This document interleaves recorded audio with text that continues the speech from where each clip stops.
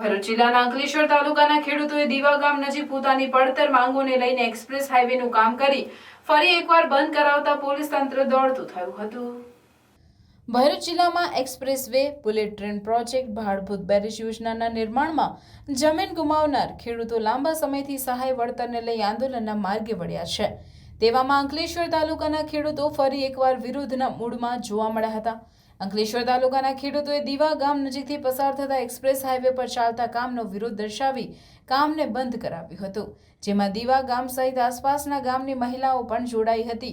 હાલમાં જ વડોદરા ભરૂચ વચ્ચેના એક્સપ્રેસ વેને સરકાર દ્વારા શરૂ કરી દેવામાં આવ્યો છે, જેના સામે તાજેતરમાં જિલ્લાના 3 તાલુકાના ખેડૂતો દ્વારા સરકાર સામે વિરોધ પ્રદર્શિત કરવામાં આવ્યો હતો। ત્યારે ફરી એકવાર અંકલેશ્વર તાલુકાના ખેડૂતોએ એક્સપ્રેસ હાઈવેનું કામ બંધ કરાવતા પોલીસ તંત્ર દોડતું થયું હતું। અંકલેશ્વર તાલુકાના અસરગ્રસ્ત ખેડૂતોએ જણાવ્યું હતું કે દીવા ગામના ખેડૂતોને 852ની સહાય વળતરનો જિલ્લા કલેક્ટર દ્વારા ઓર્ડર કરવામાં આવ્યો છે, પરંતુ આજ દિન સુધી ખેડૂતોને સહાય વળતર મળ્યું નથી। તો બીજી તરફ હાઈવે ઓથોરિટી દ્વારા ડિસ્ટ્રિક્ટ કોર્ટમાં આ મામલે ચેલેન્જ કરવામાં આવી છે। આ સાથે જ હાઈવે ઓથોરિટી દ્વારા ખેડૂતોની વધારાની જમીનમાં પણ કામગીરી કરવામાં આવતી હોવાનો ખેડૂતોએ આક્ષેપ કર્યો છે। ઉપરાંત હાઈવે ઓથોરિટીના અધિકારીઓ દ્વારા ખેડૂતોને વારંવાર ધાક ધમકી આપવામાં આવતી હોવાનો પણ ખેડૂતોએ આક્ષેપ કર્યો છે। આ સાથે જ માંગ પૂરી નહીં થાય તો આગામી લોકસભાની ચૂંટણીનો બહિષ્કાર કરવાની ખેડૂત સમાજ દ્વારા ચીમકી ઉચ્ચારવામાં આવી છે। બનાવના પગલે અંકલેશ્વર એ ડિવિઝન પોલીસે તાત્કાલિક ઘટના સ્થળે દોડી જઈ ખેડૂતોને સમજાવી મામલો થાળે પાડવાનો પ્રયાસ કર્યો હતો। ત્યારબાદ ખેડૂત સમાજના આગેવાન બ્રજેશ પટેલની આગેવાનીમાં તમામ ખેડૂતો ભરૂચ જિલ્લા પોલીસ વડાની કચેરીએ રજૂઆત કરવા પહોંચ્યા હતા। મારું નામ અઝીમા માંજરા છે। હું જૂના દીવા ગામની રહેવાસી છું। અહીં અમે ખેડૂતો હાઈવે પર ભેગા થયા છે, જેનું કારણ એ છે કે અમને આજ દિન સુધી વળતર ચૂકવવામાં આવ્યું નથી। જ્યારે હાઈવેનું કામ તો સંપૂર્ણ થઈ ચૂક્યું છે, પરંતુ હજી સુધી અમને વળતર મળ્યું નથી। જ્યારે હાઈવેથી આગળ જે ફેન્સિંગ કરવાનું હોય છે તો એમાં પણ જે અમારી જમીન જાય છે એનાથી 10-10 ફૂટ વધુ જમીન લેવામાં આવી છે। તેના વિરોધમાં અમે અહીં ખેડૂત જમા થયા છે। હજી પણ ન્યાય નહીં મળે તો અમે આ જ રીતે આંદોલન કરવા આવીશું અને 56 વખત લગભગ કલેક્ટર સાહેબને અમે આવેદન કરી ચૂક્યા છે, પરંતુ અમને હજી સુધી કોઈ જવાબ મળ્યો નથી। એ તો હવે સરકાર પર જ છે, પરંતુ હવે તો ખેડૂતો તરફ જોવું જોઈએ સરકારે પણ। ચૂંટણી આવી રહી છે, અમને વિધાનસભાની ચૂંટણી વખતે પણ કહેવામાં આવ્યું હતું કે તમારું વળતર તમને ચૂકવી દેવામાં આવશે। જ્યારે વિધાનસભા પૂરી થઈ ગઈ, હવે લોકસભાની ચૂંટણી આવી રહી છે, કંઈ નહીં, હવે ખેડૂતો ભેગા થઈને સરકારનો લોકસભાની ચૂંટણીનો બહિષ્કાર કરશે। વળતર નહીં ચૂકવવામાં આવશે તો ખેડૂતો આ જ રીતે ગમે એટલી વખત આંદોલન કરવું પડશે, ગમે એટલી વખત કલેક્ટર સાહેબની કચેરીએ જઈને બહાર ઊભું રહેવું પડશે।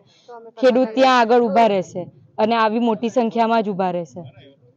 અમે ગુજરાતના ખેડૂતો છે, બિલકુલ શાંત છે। ભરૂચ જિલ્લાના ખેડૂતો બિલકુલ શાંત છે, પણ NHAની જે નીતિ છે એ આડકતરી રીતે ધીરે ધીરે એ લોકો એમની દિશા બદલી રહ્યા છે અને આ ગુજરાતને એ પંજાબ બનાવવા તરફ જઈ રહ્યા છે। તો અમે માંગણી કરીએ છીએ NHA અને સરકારને કે ભાઈ અમારા જે પ્રશ્નો છે એને ઝડપી નિરાકરણ લાવો અને શાંતિપ્રિય રીતે અમે માંગણી છે અમારી, છતાં અહીંયાના કોન્ટ્રાક્ટરો જબરજસ્તી કરે છે। અમારી વારંવાર જો છતાં અમારી કોઈ માંગણી સ્વીકારવામાં આવી નથી, તો અમે શું કરીએ?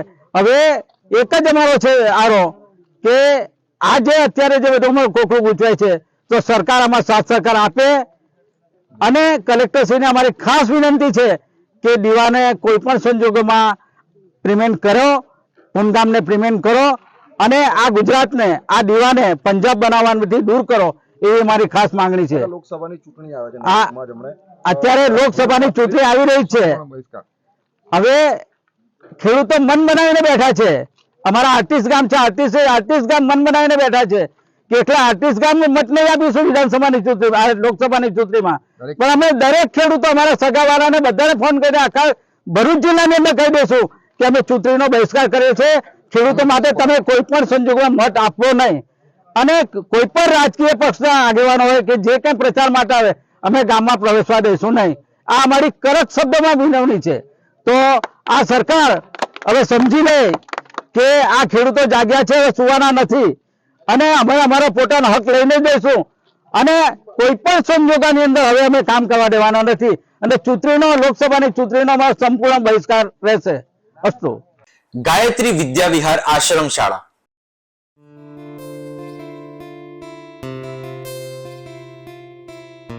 અપગ્રેડેડ માધ્યમિક તથા ઉચ્ચતર માધ્યમિક આશ્રમ શાળા ધોરણ 1 થી 10 તથા 11-12 આર્ટ્સ.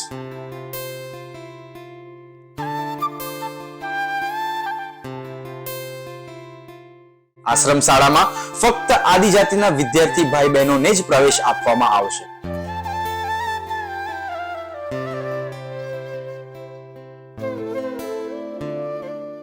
આશ્રમ શાળામાં રહેવા, જમવા તથા નાસ્તાની ઉત્તમ સુવિધા સાથે આધુનિક ટેકનોલોજી આધારિત ધોરણ 1 થી 12 માં અભ્યાસ કરવામાં આવે છે.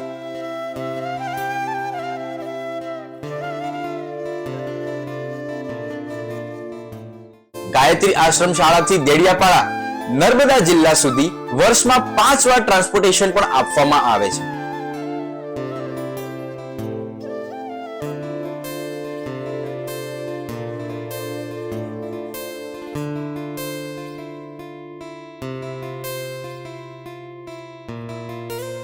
વિદ્યાર્થીઓ જીવનના દરેક ક્ષેત્રમાં સફળતા પ્રાપ્ત કરે તે હેતુથી આશ્રમ શાળા આપ સૌના બાળકો માટે જ્ઞાન ગંગોત્રી બની બાળકના વ્યક્તિત્વ વિકાસનો આધાર સ્તંભ નિશંક બની રહેશે.